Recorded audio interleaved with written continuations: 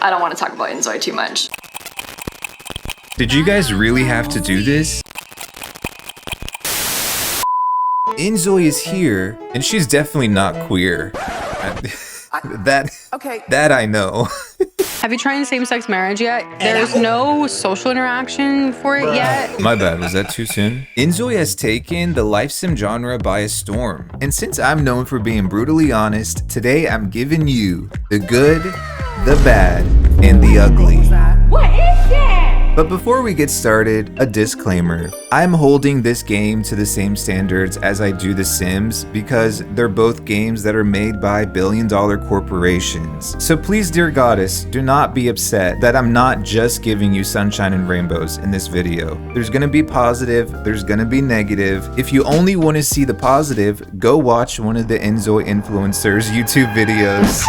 Hi. Hey, cute, hi. Because that's what they're here for. And more importantly, I'm not here to tell you what to think. I'm not here to judge you or tell you that you can't enjoy something. If you love inzoi, if she's your ride or die, hop on that train and choo choo. Okay. So let's start with a good old appetizer. What? I am a good girl. The Sims is finally getting some competition. Truth be told, at times I was worried about inzoi, like when they were putting out promotional videos and it was giving flops per second. Oh my god. Not inzoi flopping. But now that we've seen some YouTubers do playtests of the game, a lot of my worries have been assuaged. I don't know what that means, but it sounds French. Based on the gameplay I've seen so far, inzoi appears to be quite well optimized, and they delivered. Now, the game doesn't look as good as some of the footage we've seen prior. Take these photos for instance. Inzoi don't look nothing like this, bruh. I guess they edited these to oblivion, or maybe they ended up downgrading the graphics at some point. But that being said, the game looks amazing. That's the headline. Inzoi looks incredible, and in terms of specific strengths, the character studio is by far the highlight of Inzoi. The customization options are incredible. I mean, it's so advanced that I was able to recreate my ex perfectly, and she's a looker, I tell ya.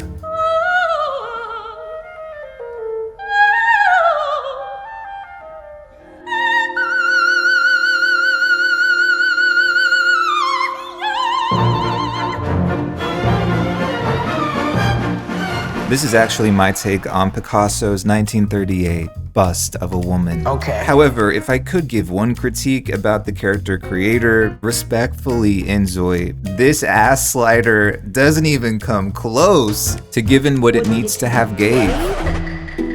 Double cheeked up on a Thursday afternoon. Another thing they did an incredible job on is the environmental design. I read that they did 3D scans of cities and objects and stuff in order to make the environments. That sounds very expensive, and it shows because the environments are highly detailed. From the buildings to the roads to the landscaping, the objects, the food, it all looks really good aesthetically. And oh yeah, I feel dumb even mentioning this because to me it's a given, but cars. Controversial opinion incoming, but I believe a life simulation game should have cars. I just know the Sims 4 stands are seething right now. But side note, can I just say I'm highly disappointed that I didn't see any inzoi playtesters make a Trisha Paytas Zoe and give her a hot pink truck. We weren't asking for much. Vroom, vroom, vroom, vroom in a big pink truck. February 10th and I'm gonna pull up. Hey. Okay, the manual driving looks a bit wonky, I'm not gonna lie, but I love that they gave us options to auto drive or manual drive. We love choices over here. There's also buses and a subway, which is like a fast travel system. Sadly, there are loading screens with that, and to be honest, when I was watching some of the footage, there were a lot more loading screens than I expected. For example, even switching between Zois on different lots, there were loading screens. Can you believe The Sims 3 did all that like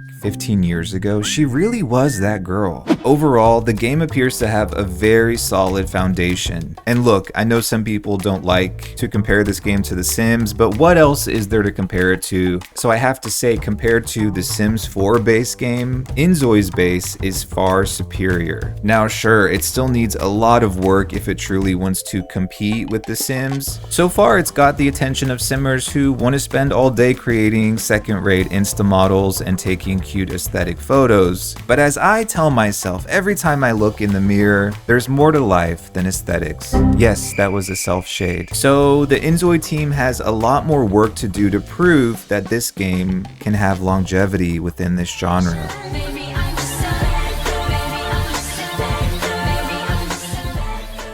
So I'm aware that inzoi isn't even out yet, technically, but they did send the game out to YouTubers. There's the character demo that everyone can try out, and this is a big budget game, so I'm just gonna be brutally honest and go out and say inzoi is a bit boring. I have your back and I'm offended by that. You fucking piece of... And by that, I'm mostly talking about the gameplay. The personalities are not really personality-ing. It's like they have these fancy descriptions for the personalities, but they don't really amount to anything of consequence when you're playing. The jobs are boring, which, not gonna lie, that's realistic AF, but where's the challenge? Where's the annoying customers? Where's the boss that constantly asks to feel your muscles? The relationships build way too fast. In real life, when I asked someone to marry me within 5 minutes of meeting, they called the police. Why is inzoi pretending like it's so easy? Okay. And you can just cheat money with the click of a button. And the money cheat isn't actually a cheat. There's an option in the menu. There's a button, like acquire money. Where's the struggle? Where's the economic doom and gloom? Where's the eating ramen for breakfast, lunch, and dinner 5 days straight because you spent your entire paycheck on a life-size silicone doll of Nami from One Piece? Inzoi just appears to be all bark and no bite. And by that I mean it's beautiful, but it's got no depth. If it sounds like I'm projecting, it's cause I am. You can change the look of your city, from the flowers to the billboards. You can make it snow and you can add, pandas? The fuck? But all this means nothing if it's just set dressing.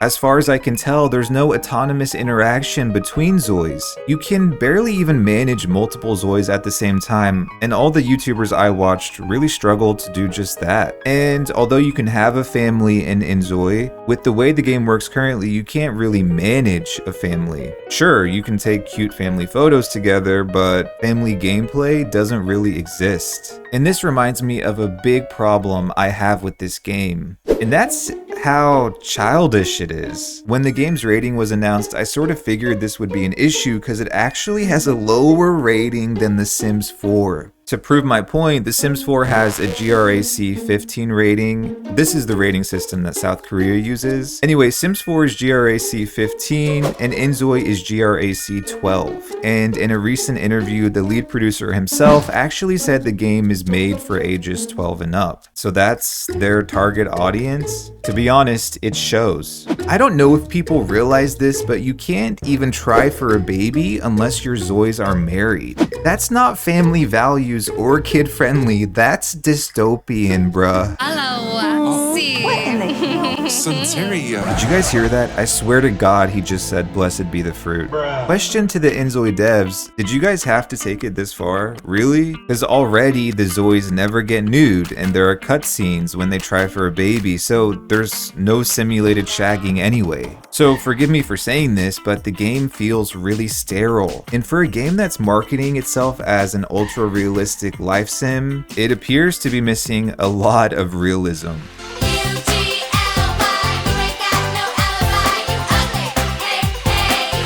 Unless you're absent from social media, which, if that's the case, you're probably a genius and don't watch my videos, you've probably heard that inzoi has already had its fair share of drama and controversy. And I'm not saying that I agree with any of these views or that you should either, but by observing the dialogue surrounding this game, we can learn quite a bit. So, let's be messy and delve right into the tea. First up is inzoi's relationship with generative AI. Inzoi has always touted its use of AI. They sort of boasted about it in their marketing, and to me, this isn't really a surprise because based on my experience living in Korea, I've noticed that companies here tend to embrace AI quite a bit, and Krafton itself is heavily invested in AI with entire departments dedicated to it. AI is the future, there's no doubt about this, but there are a lot of moral and and ethical considerations when it comes to using AI. Many people are opposed to AI that's used to replace artists, voice actors, and musicians. If you remember, there was that whole SAG-AFTRA strike last year, and a lot of that had to do with protecting actors from being replaced by AI. And recently, people have come to realize that inzoi is in fact doing just that. They're replacing real artists with AI. Now, although the inzoi team hasn't confirmed or denied this, and I'm not sure they ever will, some people have come to the conclusion that the Zoi's language was actually created using AI. It certainly doesn't sound like real voice actors, but it could also just be like a real language that they reversed and distorted to make it sound like gibberish. I don't know. Some people are also saying that the music in-game was also created using AI. The only evidence I found of this was this song that I somehow can't access by an artist called Luminous AI. Not to mention, a few years ago, Krafton actually created an AI pop star that literally released AI music. Virtual influencer Anna has made her official debut as a music artist. So it's definitely a possibility that the music in inzoi was created by AI.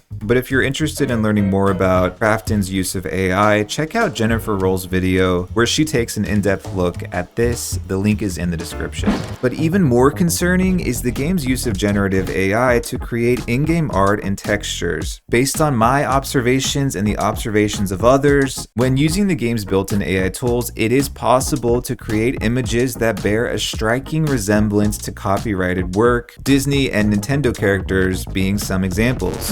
We saw it. This is a legal battle just brewing, bruh. And somehow I mustered up the brainpower to read through inzoi's terms of service. I know it comes as a surprise, but I do know how to read. Just barely, though. And per the terms, any use of its AI tool that results in similarities to copyrighted work is entirely accidental. Now, more importantly, could you, as a player, be held accountable if you use the AI tool to create art or fashion that resembles copyrighted or trademarked work? That's a good question. According to the terms of service, Krafton prohibits the use of its AI tools to do just that. And technically, that's against the terms that everyone agreed to when they download the game. So if you're comfortable doing that, go on ahead. But just know that the terms of service protect Krafton as a company, but the plebeian players, you guys are not protected under the terms of service. So continue at your own risk. As you can see, people online were quite upset upon discovering the extent to which inzoi is in bed with AI. However, in their defense, I'm not sure they could have developed the game as quickly as they have without cutting corners and using these kinds of shortcuts. And maybe for them, the time and money they save from using AI far outweighs any backlash. But if you thought that was the end of it, honey, you've got a big storm coming. oh my god. inzoi has also drawn ire from prospective players due to its partnership with CurseForge. Even The Sims 4's most popular content creator on YouTube, Lil Simsy, has said that she's turned off by the game's partnership with CurseForge. I don't want to talk about inzoi too much. They're also partnering with CurseForge, and CurseForge is ties to Israel and stuff, but anyway. If you're confused, like what the hell is this about? CurseForge is owned by Overwolf, which is an Israeli company that has publicly donated money and hosted fundraisers to support the Israeli Defense Fund. This tweet on the screen from Overwolf sort of serves as proof of that. I've noticed that a lot of Sims 4 players on Twitter talk about social and political issues a lot, and half of the Sims 4 girlies and gays on Twitter have Palestine flags in their bios, so I guess it would be hypocritical of them to support this game when it's partnering with a company that directly supports Israel, even though, as so many of you have pointed out, EA also has a partnership with CurseForge, and even EA CEO Andrew Wilson fundraised for Israel last year. So You better be joking. I think consumer activism is really important, but let's be real, does the average gamer really care at all about AI and CurseForge partnerships? Absolutely not. Now, on the other hand, do I consider Sims players to be quote-unquote average gamers? Also, no. They're a special breed, and that's why I both love and hate them at the same time. Do you like me? Yes or no question. When it comes to inzoi, I believe its strength as a newcomer and an outsider to this genre is also its Achilles heel. Krafton simply doesn't understand life sim players. The truth is, these are players that often care about more than just if the game is good. As we've learned from The Sims 4, they often don't care about the quality itself, but it's the vision and the thought behind it and the stories they can tell. They care about things like inclusivity and diversity representation, whereas average gamers outside of the life sim genre could not care less. Prospective players have also complained about the lack of hairstyles and the limited body proportions, the latter being an issue that actually led to a rare official acknowledgement from the inzoi team themselves. Although these types of complaints about diversity and inclusivity may come off as annoying or woke or too PC to most gamers, we can't deny that they aren't important for life sim players and a life simulation game. A game that's supposed to simulate real life, all of our diverse real lives. And of course, there are many more questions that players have about inzoi, monetization being a big one. Will inzoi be free to play and loaded with microtransactions like all of Krafton's other IP? Or will it follow a DLC model similar to The Sims? I said in my last video that I believe inzoi will be The Sims 4 2.0 when it comes to monetization, and I stand by that comment. But I guess we'll have to wait and see, and with early access coming later this year, we shouldn't have to wait too long for an answer. Lastly, to address the dozens of videos online calling this game the Sims killer, at this point in time, inzoi is far from it. Because among Sims players, inzoi might be known, but outside of this niche genre, it's MIA. In a lot of the press coverage for Gamescom, for example, inzoi was entirely absent. Even in YouTube videos by major channels like GamerRanks, which just did a top 20 games from Gamescom video, inzoi was noticeably absent. So the inzoi team has their work cut out for them. And for now, it's up to them to decide whether inzoi will be a major contender to The Sims. In the meantime, if you enjoy commentary videos with a dash of dad jokes and a side of memes, check out this one on the dark side of Sims content creators, or this one about the life sim community. As always, thank you for watching, and I'll see you in the next one.